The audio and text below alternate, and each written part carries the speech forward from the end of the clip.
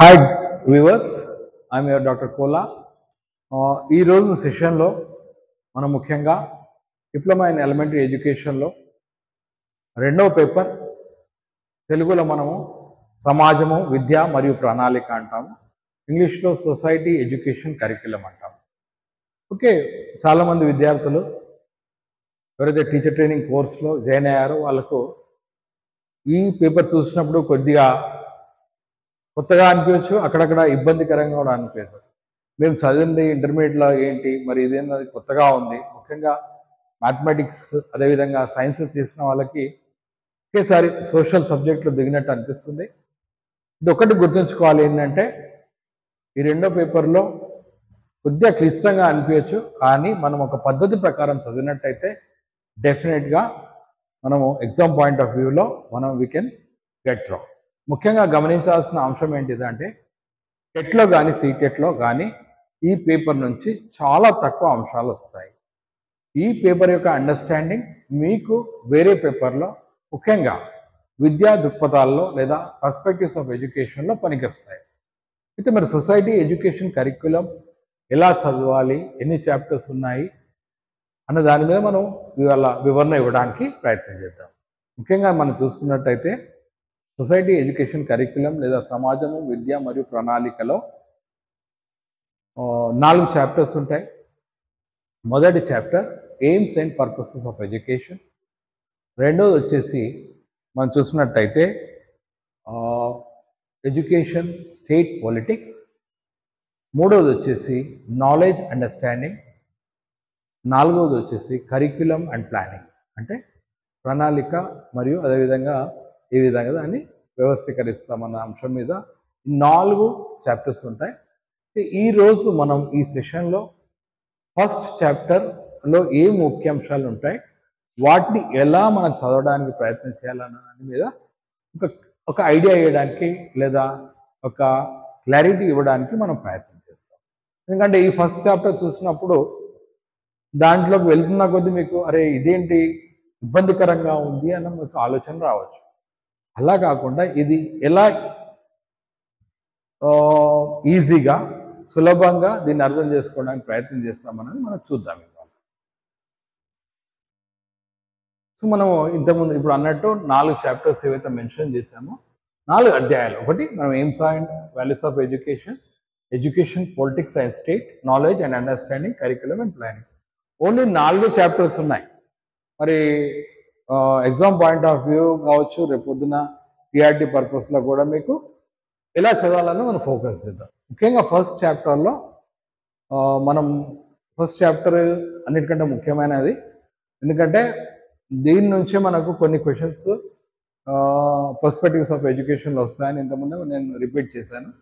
So రెండోది వచ్చేసి education politics and state, అంటే ఏ విధంగా విద్య సంబంధించి మరి స్టేట్కి సంబంధించి ఇన్ఫ్లుయెన్స్ ఉంటుంది.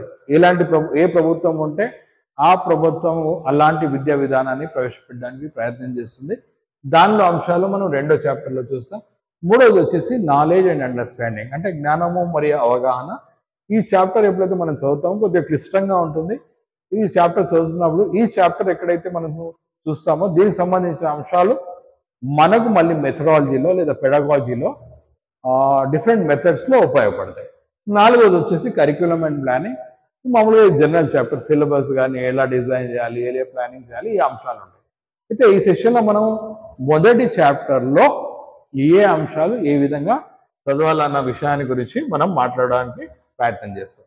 సో మొదటి చాప్టర్లో aims and purposes of education, అంటే మరి విద్య యొక్క లక్ష్యాలు మరి యొక్క విద్య యొక్క ఉద్దేశాల గురించి మనం చూద్దాం. ముఖ్యంగా ఫస్ట్ మనం చూసినట్టయితే విద్య యొక్క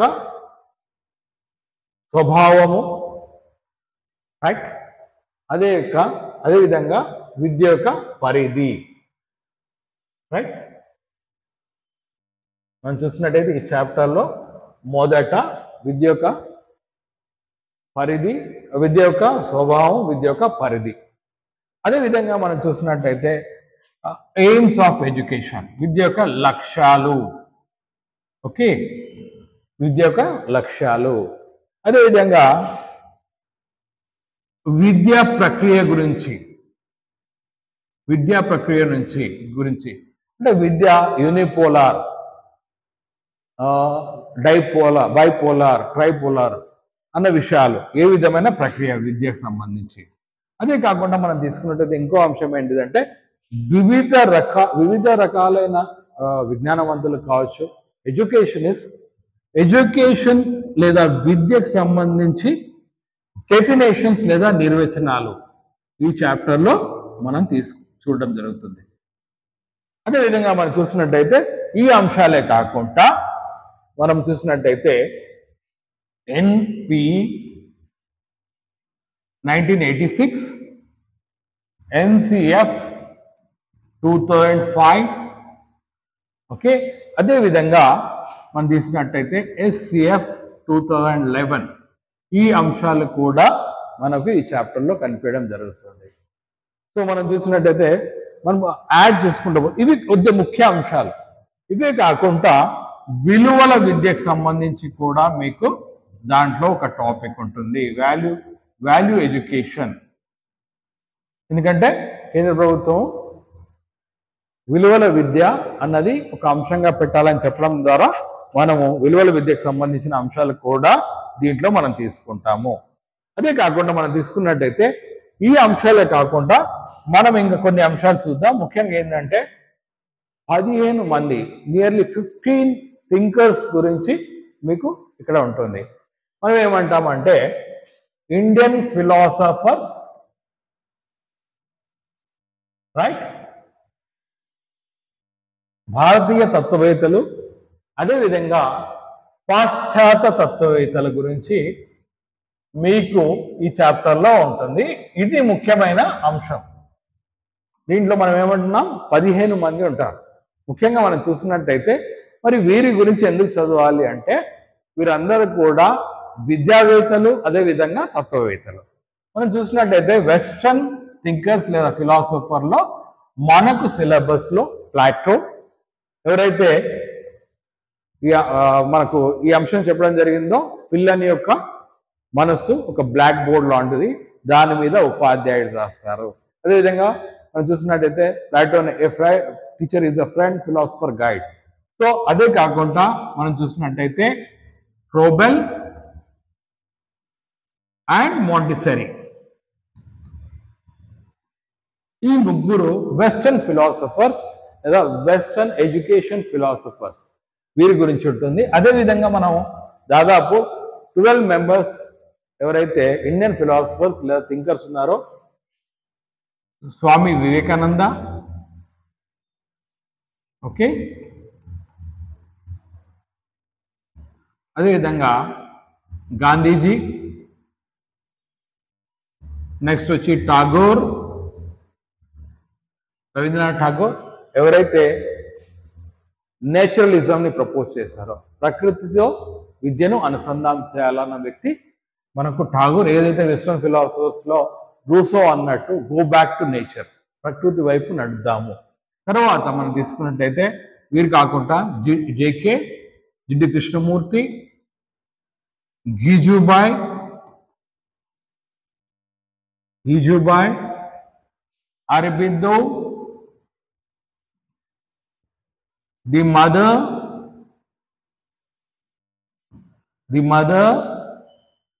జ్యోతిబాయ్ పూలే, అదేవిధంగా డిఎస్ కొఠారి. కాబట్టి నేను దాదాపు 10 నుండి 12 పేర్లు రాయడం జరిగింది. ఈ అందరు వ్యక్తులు కూడా మనకు విద్యాతత్వం గురించి చెప్పడానికి ప్రయత్నం చేస్తారు. ఒక అంశం గమనించాల్సింది అంటే వీళ్ళందరూ చదువుతున్నప్పుడు మనకు కావాల్సింది ఏంటంటే వీరు విద్యకు సంబంధించి ఏమనుకుంటున్నారన్న అంశమే మనకు ముఖ్యం. అంటే మనం ఎప్పుడైతే వీళ్ళ యొక్క ఆలోచనలు మనకు టెక్స్ట్లో ఇవ్వడం జరిగిందో దాంట్లో ఏమంటారు, ముఖ్యంగా వీరి యొక్క ఫిలాసఫీ అంటే వీరు లైఫ్ గురించి ఏమనుకుంటున్నారు, అదేవిధంగా ప్రపంచం గురించి ఏమనుకుంటున్నారు, మనుషుల గురించి, హ్యూమన్ బీయింగ్ గురించి, మనుషుల గురించి ఏమనుకుంటున్నారు. సో మనకు ఇది ముఖ్యం కాదు. Philosophy of this philosophers is not important for examination.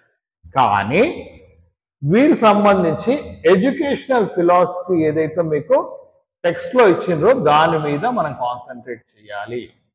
Right?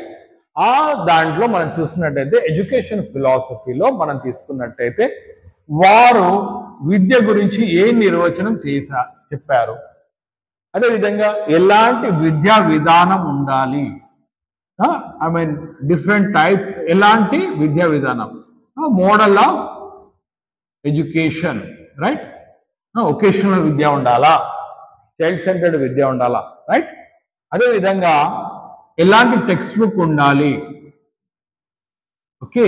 అదేవిధంగా విమెన్ ఎడ్యుకేషన్ గురించి వారు ఏమనుకుంటున్నారు, రైట్? ఇంకా చూసినట్టయితే ఇవే కాకుండా మనం చూసాం దాదాపు 4 నుంచి 5 పాయింట్లు చెప్పాము. టీచర్ లేదా ఉపాధ్యాయుడు గురించి వారు ఏమనుకుంటున్నారు, ఉపాధ్యాయుడి గురించి వారు ఏం నిర్వచనం ఇచ్చారు, ఉపాధ్యాయుడు ఎలా ఉండాలి, అదేవిధంగా హైయర్ ఎడ్యుకేషన్ లేదా ప్రైమరీ ఎడ్యుకేషన్ ఎలా ఉండాలి, ఇవన్నీ వ్యూస్ ఉంటాయి వీళ్ళందరికీ కూడా, రైట్? అదేవిధంగా మనం చూసినట్టయితే క్రమశిక్షణ, మన సమాజంలో క్రమశిక్షణ గురించి ఎక్కువ మాట్లాడుతూ ఉంటాం. కానీ ఇక్కడ కూడా ఈ ఫిలాసఫర్స్ ఎవరైతే మాట్లాడుతున్నారో వారంతా కూడా స్వీయ క్రమశిక్షణ, సెల్ఫ్ డిసిప్లిన్ గురించి మాట్లాడతారు. ఈ విధంగా మనము ఎప్పుడైతే 15 మంది ఫిలాసఫర్స్ చదువుతామో వాటిని ఈ విధంగా డివైడ్ చేసుకున్నట్టయితే డెఫినెట్ గా ఎగ్జామ్ పాయింట్ ఆఫ్ వ్యూ కావచ్చు, రేపు పొద్దున ఏదైనా కాంపిటేటివ్ ఎగ్జామినేషన్ లో స్వామి వివేకానంద విద్య గురించి ఈ అంశం అన్నారు. ఒకవేళ మనకు మానవుడు దైవాంశ సంభూతుడు లేదా మ్యాన్ ఈజ్ ద డివైన్ అన్న వ్యక్తి ఎవరు అన్నప్పుడు స్వామి వివేకానంద. అదేవిధంగా నయీ తాలీం అనే విషయాన్ని ప్రతిపాదించిన వారు ఎవరు, బేసిక్ ఎడ్యుకేషన్ లేదా వర్ధా స్కీమ్ ఎవరు ప్రపోజ్ చేశారు, ఇలాంటి చాలా ప్రశ్నలు ఈ ఏరియా నుంచి వస్తాయి. కాబట్టి నేను ఒక ప్రయత్నం ఏం చేశానంటే ఫస్ట్ చాప్టర్ మీరు ఏ విధంగా ఎక్కడెక్కడ ఫోకస్ చేయాలని చెప్పడానికి ప్రయత్నం చేశాను. అంతేగాని మనం తీసుకోవాలంటే మహాత్మా గాంధీ ఏం చెప్పారని ఒకరోజు, స్వామి వివేకానంద ఏం చెప్పారని మీకు ఒకరోజు చెప్పాల్సి ఉంటుంది. కానీ ఈ విధంగా వివరణ ఇచ్చినట్టయితే మీరు పాయింట్ టు పాయింట్ మీరు రాసుకొని రేపు ఎగ్జామ్ పాయింట్ ఆఫ్ వ్యూ కావచ్చు, రేపు కాంపిటేటివ్ ఎగ్జామినేషన్లో మీరు సక్సెస్ కావడానికి ఛాన్సెస్ ఉంటాయి. ఇది నా 25 ఏళ్ళ అనుభవంతో చెప్తున్నాను. కాబట్టి మీ అందరికి కూడా మరి ఈ చాప్టర్ మీద ఒక ఐడియా వస్తుంది. ఈ యొక్క సెషన్ చూసిన తర్వాత మీరందరూ కూడా దాన్ని చదివి అవగాహన చేసుకుంటారు. ముఖ్యంగా మనం తీసుకున్నట్టయితే తెలుగు అకాడమీ నుంచి ఏదైతే బుక్ వస్తుందో అది చదివినట్టయితే మీకు సరైన వివరణ దొరుకుతుంది. కాబట్టి మీ అందరికి కూడా ఈ సెషన్లో ఒక ప్రయత్నం చేశాం. మీ అందరి నుంచి కూడా అప్రిసియేషన్ ఉంటుందని హోప్ చేస్తూ I'm signing off your doctor Kola. See you in another session. Thank you. ధన్యవాదాలు.